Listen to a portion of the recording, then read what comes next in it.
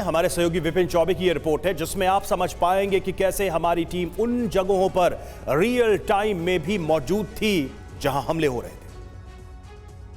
Ukraine और Russia के बीच युद्ध में दर्जनों ऐसे रिहायशी इलाके हैं जहां पर जमकर बमबारी की गई है। हम इस वक्त यूक्रेन के होस्टमेल एयरपोर्ट के पास अजोरा गांव में मौजूद हैं और इस गांव में रशियन आर्मी ने जमकर बमबारी की है।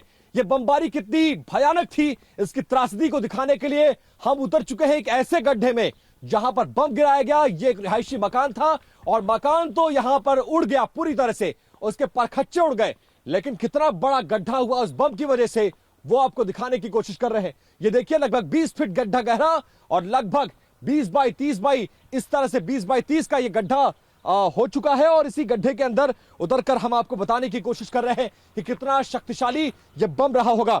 अब इस गड्ढे से मैं बाहर निकलता हूं और इस इलाके में इस बम की वजह से जितना बड़ा गड्ढा हुआ, गड्ढे के बाद कितना ज्यादा नुकसान हुआ वो दिखाने की हम आपको कोशिश कर रहे हैं। दरअसल जिस जगह पर यह बम गिराया गया ये एक बड़ा रिहायशी मकान था बेहद रसूखदार व्यक्ति का, और इस मकान को टारगेट करके, क्योंकि यहां से यूक्रेनियन आर्मी का ट्रक गुजर रहा था और उसको निशाना बनाने के लिए यह हमला किया गया।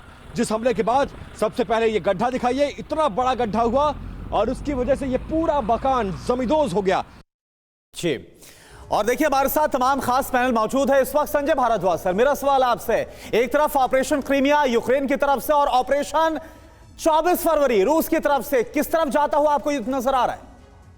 देखिए मैं दो बातें साफ करना चाहता हूँ। ये लड़ाई वर्चस्व की लड़ाई है। पहली बात कि जो राजनीतिक वर्चस्व और सैनिक वर्चस्व की लड़ाई है, क्योंकि आर्थिक जो वर्चस्व है वो तो कॉम्प्लेक्स इंटरडिपेंडेंसीज हैं, वो समझ चुका है दुनिया की एक तरफ झुकाव नहीं है, डिपेंडेंसीज हैं तो नहीं चलेगा। राजनीतिक वर्चस्व में जो पोलराइजेशन आज भी हो रहा है पूरे विश्व में कि जो लिबरल डेमोक्रेसीज है, अमेरिका लेड वर्ल्ड है और एंटी अमेरिका जो डिस्कोर्स एक अल्टरनेटिव क्रिएट किया गया है। आज के अखबार में भी देखिए, आज का सारा न्यूज़ देखिए कि चाइना, रशिया और ईरान कैसे मोबिलाइज हो रहे हैं।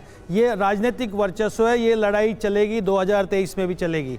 बात यहाँ पे आ रही है जो आप पूछ रहे हैं कि सैनिक वर्चस्व। देखिए रशिया जो स्लोविक रीजन है उसमें नहीं चाहेगा कि कोई दूसरी ताकत, चाहे वो अमेरिका हो या वेस्टर्न वर्ल्ड, यूरोप हो, उसमें स्लोविक रीजन में अपना प्रभाव क्षेत्र बढ़ाए। और लड़ाई 24 फरवरी को वहीं से शुरू हुई थी और आज भी लड़ाई वहीं रुकी हुई है कि जो नाटो का प्रभाव है, जो स्लोविक रीजन है, जिसमें आप क्रीमिया कहिए, चाहे यूक्रेन कहिए, चाहे आप बेलारूस कहिए, सारा जो क्षेत्र है इसमें रशिया नहीं चाहेगा कि कोई भी सैनिक वर्चस्व बढ़े। और उसमें जो लामबंद हो रहे हैं वो कंट्री और अभी शिकायत किया कि चीन रशिया के साथ एक तरीके से इनडायरेक्टली खड़ा हुआ नजर आ रहा है। और ये जो नजदीकी है भारद्वाज सर जो आप बता रहे हैं चीन और रशिया की, ये थोड़ी और ज्यादा खटक सकती है नए साल में और ये और ज्यादा स्ट्रैटेजिकली मजबूत हो सकती है।